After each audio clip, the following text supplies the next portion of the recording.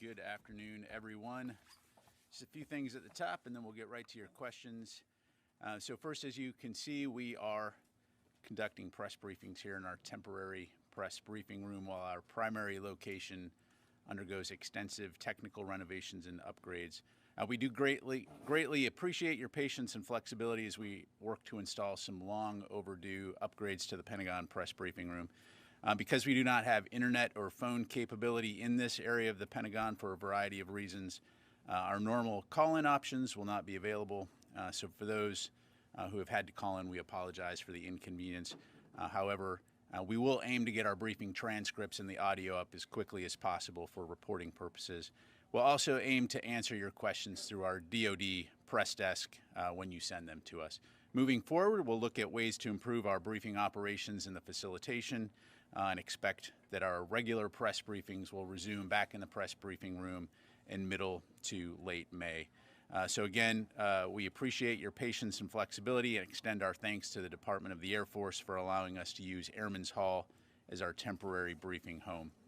In other news, Secretary Austin returned yesterday from a very productive series of meetings in the Republic of Korea and the Philippines. The Secretary and his Korean counterpart, Minister Lee Jong-sup, jointly reaffirmed measures to enhance extended deterrence on the Korean Peninsula. The two leaders additionally pledged to closely cooperate regarding U.S. strategic assets in the future, as well as further expand and bolster the level and scale of combined exercises and training. In the Philippines, Secretary Austin had his first in-person meeting with his counterpart, Secretary Galvez, and reiterated that the U.S. commitment to Philippine security is ironclad. The Secretary expressed his appreciation for the Philippines' approval of 4 new Enhanced Defense Cooperation Agreement locations, and both Secretary Austin and Secretary Galvez noted that the EDCA is a key pillar of alliance cooperation and supports combined training exercises and interoperability. Separately, the Department of Defense announced today a significant new package of security assistance for Ukraine. This includes the authorization of a presidential drawdown of security assistance valued at up to $425 million, as well as $1.75 billion in Ukraine Security Assistance Initiative funds.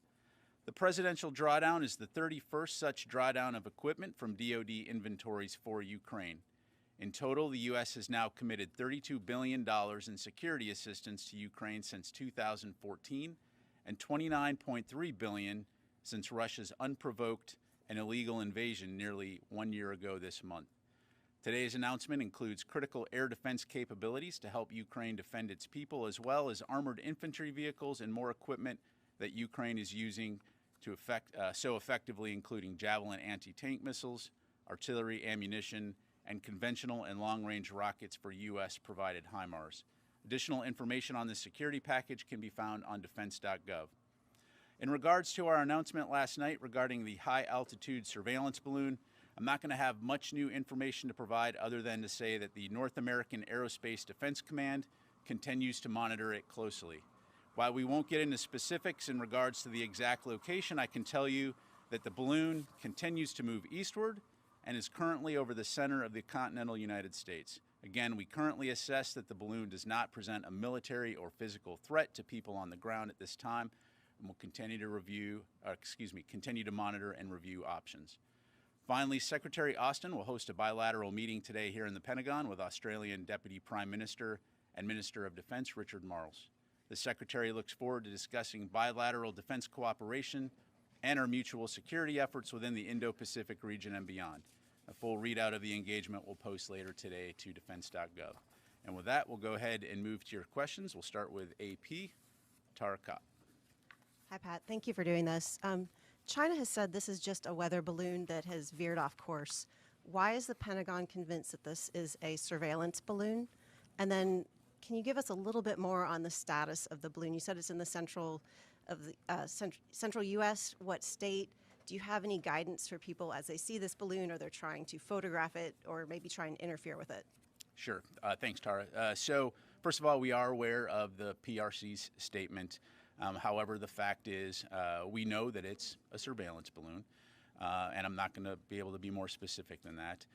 We do know that the balloon has violated U.S. airspace and international law which is unacceptable. And so we've conveyed this directly to the PRC at multiple levels. And in terms of specific locations, I'm not going to be able to go into specific locations, again, other than to say it's moving eastward at this time.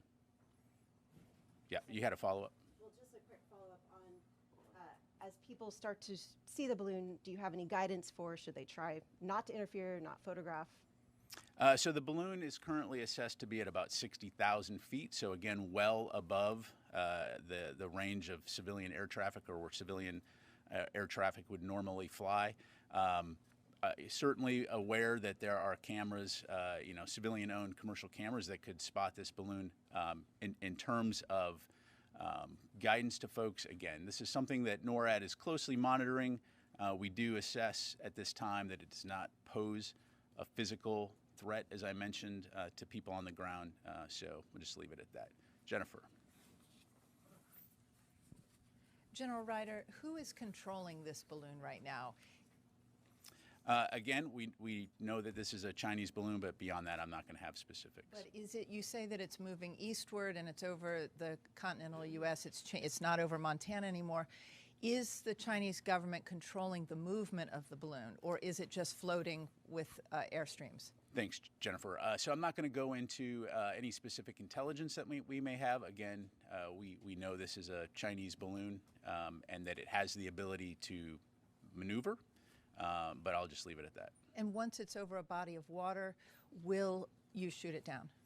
Again, right now we're monitoring the situation closely, reviewing options, but beyond that, I'm not going to have any additional information. We go to Tony. One quickie on the balloon. Can you confirm the photos that are out there that this is not the man on the moon and that is the actual balloon? Thanks, Tony. So certainly aware of photos being posted online. I'm not going to get into the business of confirming whether or not those are, where those photos come from. Again, I can tell you that the U.S. government, NORAD, is monitoring this closely, and we will continue to review options. How close was the U.S. to was the president to ordering a shoot down of the balloon? Yeah, so again, I'm not going to get into internal discussions within the White House. Again, right now we assess that there is no threat, a physical threat or military threat to people on the ground. So we're continuing to monitor, and we'll just leave it at that. Thank you. We go to Janie, and then we'll go to Rio. Thanks, General. Welcome to home. I have two questions. Please come on. Okay. In response to Secretary Austin's recent remarks that more U.S. strategic assets will come to South Korea, North Korea warned of stronger provocations in the near future. What is your comment on this? Well, it's certainly not surprising given North Korea's track record of making bellicose statements. Again, what we're focused on is on preserving peace, security, and stability in the Indo-Pacific region. And so Secretary Austin's visit was an opportunity to, again, reaffirm our strong and close alliance with the Republic of Korea. And so that will remain our focus, is on working with South Korea and other nations in the region to deter aggression and ensure a free and open Indo-Pacific. One more. South Korea has announced that it will be test the high-powered monster ballistic missile with nuclear warhead level. This is a defense against North Korea's nuclear warhead. How do you agree this? I'm sorry, Janie, I missed the first part of your question. Can you repeat that? South Korea has announced that it will be test a high-powered monster ballistic missile with nuclear warhead levels. This is the defense against I don't North have anything Korea. on that. I'd refer you to the government of South Korea. Thank you. Let me go to Rio, and then I'll come back over here. Okay, thank you very much. Two questions on the Chinese balloon. So there is a speculation that Chinese balloon flew over Japanese airspace before reaching the U.S., continental U.S. Can you confirm that? I've seen those press reports. Again, as we acknowledged in our statement that we posted last night, we have seen this type of balloon activity elsewhere. before. But again, I'm not going to get into intelligence, and I'm not going to have any further information to provide. Secondly, how will this incident affect the Secretary's future engagement with Chinese counterpart to maintain the open lines of the communication? I think we've been very clear that we're always open to maintaining an open line of communication with the PRC, and in that regard, nothing has changed. Thank you. Let me go to Phil, and then I'll come over to Qasim. Is the position of the balloon classified? Phil, right now, what we're not going to do is get into a hour-by-hour location of the balloon. Again, we're monitoring it closely. As I mentioned, right now, it's over the center of the continental United States. That's about as specific as I'm going to get. But I understand it might be inconvenient, but does the public not have a right to know if a The balloon public is over their certainly state? has the ability to look up in the sky and see where the balloon is. Thank you. Qasim? General, you said the balloon is maneuverable. So does that mean that it's not drifting? So the balloon is maneuverable. Clearly, it's violated U.S. airspace, and again, we've communicated that fact to the PRC. If possible, can you tell us if the balloon, when it entered the U.S. airspace, has it changed its course in any way? The balloon has changed its course, which is again why we're monitoring it, but that's about as specific as I can get. Thank you. Go to Matt. So you've said at this point the balloon doesn't pose any risks to citizens. How is it that the U.S. can assess that, given that the balloon is at such an altitude, without actually getting eyes on it up close and assessing the equipment that's on board? And secondly, are there any alternatives being considered to shooting it down? Is there any option to take this balloon out of the sky intact to maybe get a better look at that equipment? Yeah. So again, this is a surveillance balloon, operating at about 60,000 feet. Clearly, we did a very close assessment in terms of what it's doing, and as I mentioned, military commanders have assessed that there is no physical or military threat to people on the ground. And so in that regard, we'll continue to monitor. In terms of way ahead, we will continue to review options, but I'm not going to have anything further to provide on that. So thank you. Ma'am. Thank you, Pat. You said that this is violating our airspace, so why not take it down? Yeah, so clearly as we assess options and considering the size of the payload on this, looking at the potential for debris and the impact on civilians on the ground or property damage, again, running through the various factors and looking at in terms of does it pose a potential risk to people while in the air. And right now, as I mentioned, we assess that it does not pose a risk to people on the ground as it currently is traversing the continental United States. And so out of an abundance of caution, cognizant of the potential impact to civilians on the ground from a debris field, right now we're going to continue to monitor and review options. And if I may, you mentioned that we've seen this kind of activity before, so why are we sharing this one, and why last night if you were following it for a few days? Is this some sort of sign that we should take from China ahead of Blinken's visit or from the activity that we had in the Philippines? Yeah, so in terms of any hypotheticals about messaging from PRC, I'd refer you to them on that front. Again, I think what makes this different is the duration and the length of which it has been over U.S. territory. But beyond that, I'm not going to be able to go into any more specifics. Mike. Thanks, Pat. Yesterday, a senior defense official said that the intelligence gathering capability of this balloon would be no better than any Chinese satellite in low Earth orbit. If that's the case, why would Beijing go through the trouble and expense to send this balloon on such a journey? Yeah, I'd have to refer you back to the PRC on that. Any opinion why? Again, look, we're monitoring this. As I mentioned, it's violated U.S. airspace. It's violated international law. We've communicated that back to the government of China. But again, I'd refer you back to China in terms of But I assume that that the Pentagon is trying to figure this out itself. Why they're bothering to do this if they can already, if it's offering no better intelligence gathering than from a satellite, right? Yeah. Again, I mean that's a statement, not a question. So yeah. Put a question mark at the end of it. Then. Yeah. Again, I'm not going to have anything other to provide. So, ma'am. Yeah. Go to her and then come back to Nancy here. I was wondering, is there any way that the Pentagon is able to gauge how long it could potentially loiter, comparing to balloons that have been in the past, and how long do you anticipate that it could loiter? Sure. Yeah, so as I mentioned, we'll continue to monitor it. Right now, we assess that it'll probably be over the United States for a few days, but we'll continue to monitor, review our options, and keep you updated as we can. Thank you. Okay, let me go to Nancy here. Hi, General. I want to go back to a couple of things you said. You said several times that the U.S. is reviewing its options. I'd like some clarity. Is the option of shooting down the balloon, particularly as it's going over more populated areas, off the table? Is that still amongst the options that the U.S. military is considering? And if so, under what conditions would it do so? Yeah, thanks, Nancy. So at this stage, what I can tell you is, again, we're reviewing options. I'm not going to go into more specifics than that.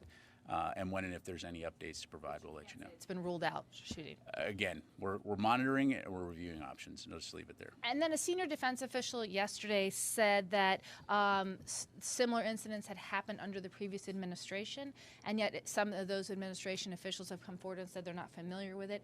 Is there any way you could give us more details on when it's happened, over whether it was over the continental U.S. or over U.S. territories? Is that something you could potentially take to provide the public more details about the extent that these things happen? So what I would tell you right now is that information is classified.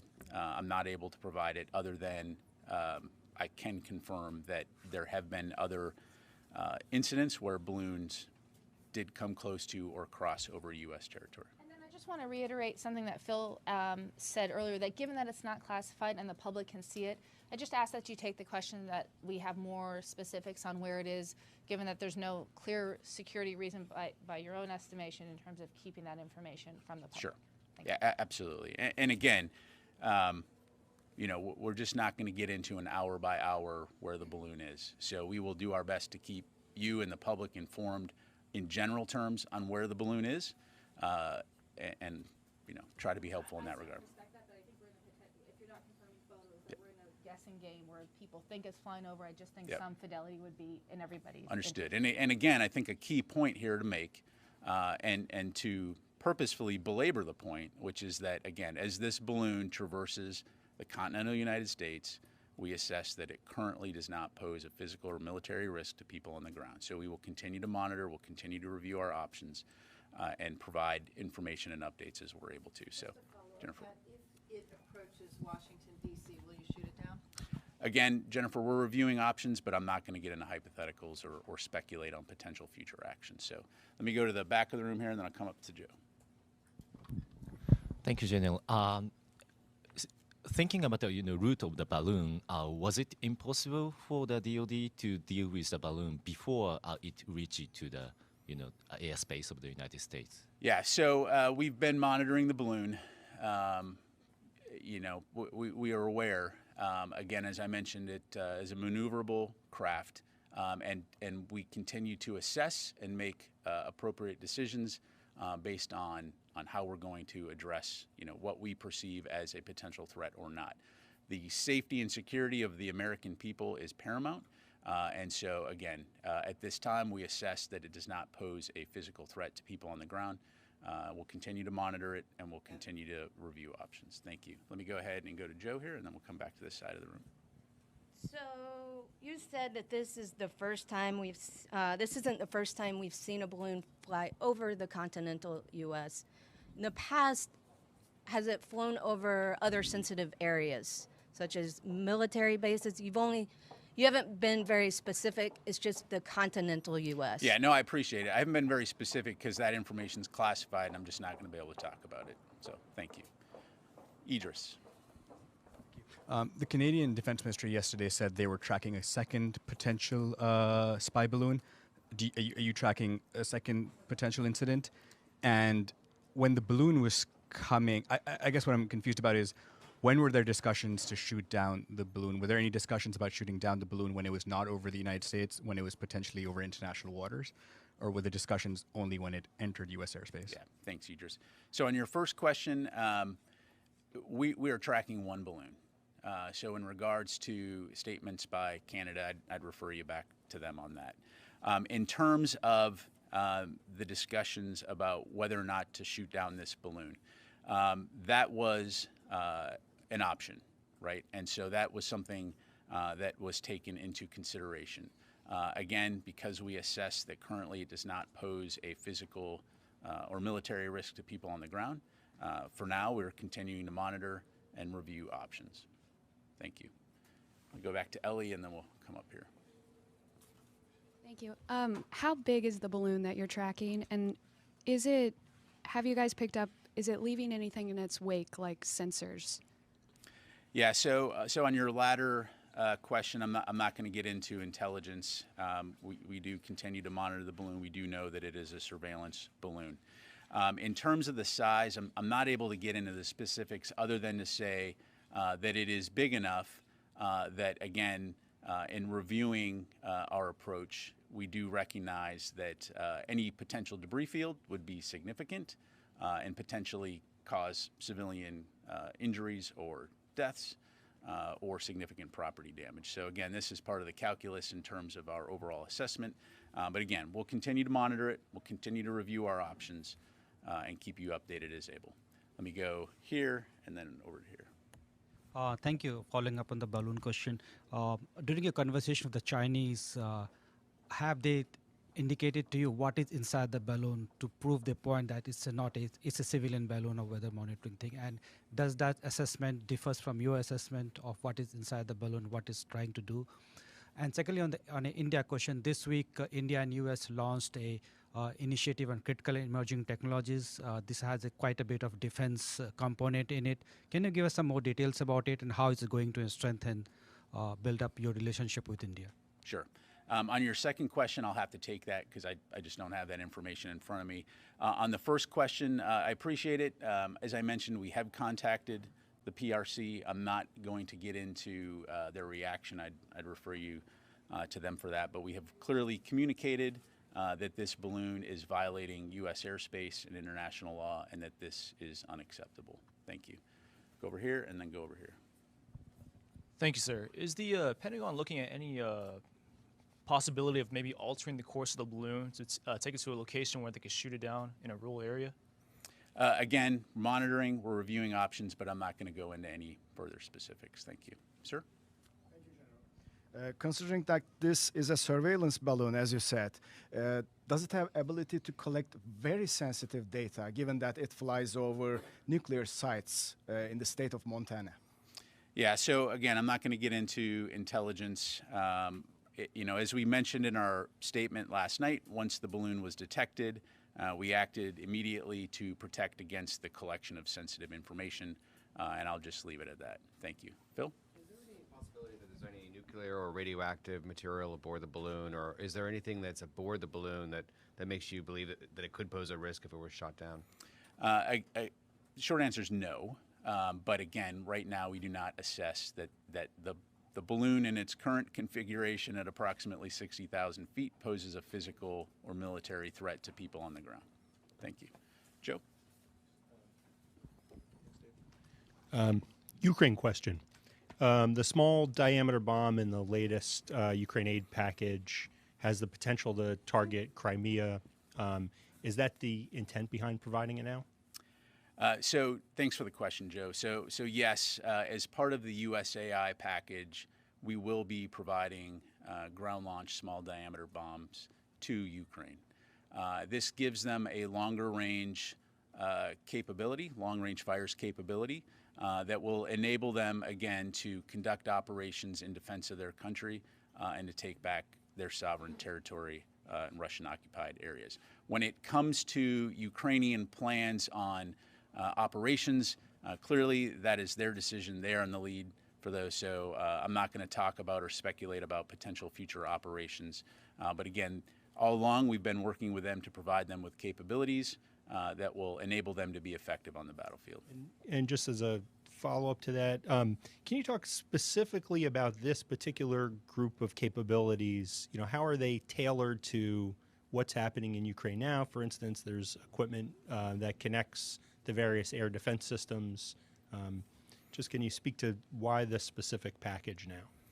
Yeah, sure. So, so again, it's important to look at this from a evolution standpoint in terms of adapting to the conditions on the ground. And so we've been focused on several key areas in the last few months to support Ukraine, specifically air defense capabilities, armor capabilities, long-range fires capabilities, and then combined with training in order to enable them to have the ability to conduct combined arms. And so looking at things like further enhancing and enabling their integrated air defense, which I think everyone continues to watch with horror as Russia conducts aerial bombardment on civilian targets throughout Ukraine. So working with them in those areas, but also through the combined arms training, enabling them to be able to change the equation on the front lines, not only defend their territory, but take back sovereign territory. Thank you, Tony. On that one. In the announcement, there's a one line that says precision-guided rockets. Is that the ground launch? That is the ground launch small diameter bomb. Thank you. Yep. Okay, Tara.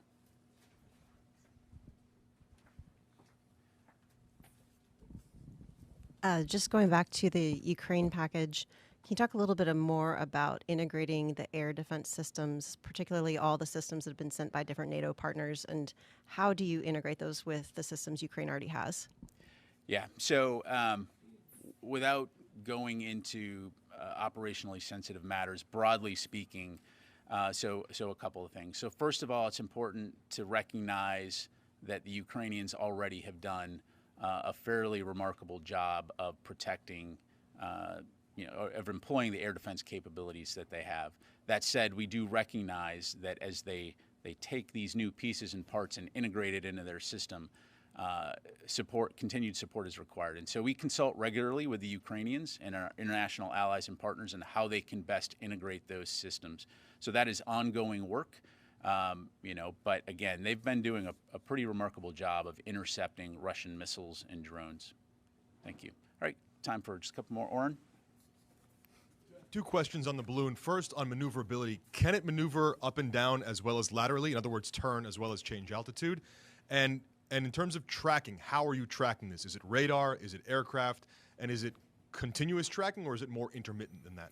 Yeah, thanks, Oren. So beyond saying that we are continuously tracking the balloon, I'm not going to go into the specifics in terms of how we track, other than to say that we have multiple means at our disposal to do that. In terms of more specifics on the balloon, again, I'm not going to get into intelligence, again, other than it is maneuverable, and I'll just leave it at that. All right, two more questions, Phil, and then Qasim. The Chinese, you said it changed course. Did it change course following your disclosure of its presence over the United States? And secondly, is to the point about its capabilities, how is it powered? How is it moving? How is it maneuverable? Yeah, thanks, Phil. So again, on your latter question, I'm not going to get into intelligence. Clearly, it's a balloon that has a payload underneath it. I'll just leave it at that. What's that? What do you mean by payload? It's got a large payload underneath the surveillance component, underneath the actual balloon piece of it. So just leave it at that. And then in terms of the maneuverability, again, all I can say right now is at this point, again, it's moving eastward across the United States, currently over about the central United States. But did it change course after your disclosure, or did it change further beyond? I don't have that information. Yep. Clarify payload. That sounds like munitions or something that would pose a threat to. No, US again, citizens. there is it is a surveillance balloon, right? So there is a surveillance capability underneath this large balloon, right? So look at a blimp. A blimp has a basket, right? So there's a basket underneath it in layman's terms. So again, large enough to be concerning if there were a debris field. So, all right, Qasim, last question. Has there been any mill-to-mill communication with China with respect to the balloon? Again, we've communicated at multiple levels, and I'll just leave it at that. Okay. Yep. Is it arm? When is it munitions? It is a surveillance balloon. Again, does not pose. We currently assess it does not pose a physical or military risk to people on the ground. Okay, what could payload that? Is it an engine? I'm trying Again, to. I can't go into more details. So, okay. Thank you very much, everybody. Appreciate it.